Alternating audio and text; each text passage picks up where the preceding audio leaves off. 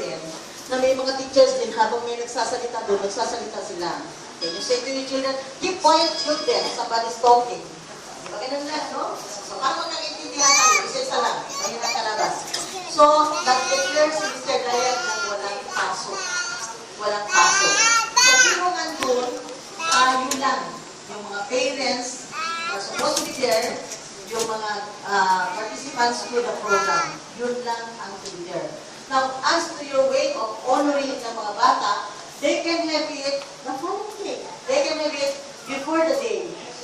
Yes, month naman ito, hindi Teacher's Day. Teacher's Day lang, pero it's a month-long celebration. The whole of October is Teacher's Day, Teacher's Month celebration.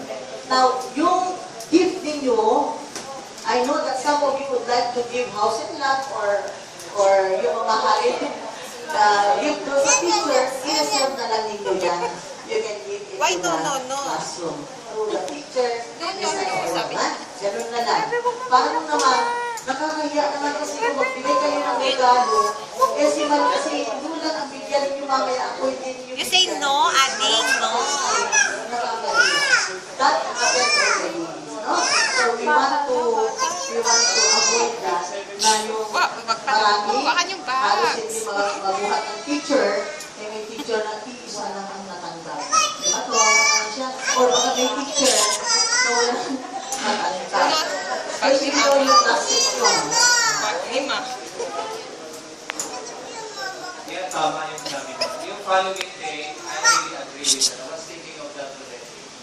You say no, baby, no. I think this is really special. First time yata ito talaga na duty. Sila lang talaga. Napakahalaga na talaga. Hindi natin yung isang zona natin. Ang sungit na, anak. Ako, ang mother of the teacher, my wife was a teacher. We always try to tama sa akin, ma'am na. I always worry, I always converse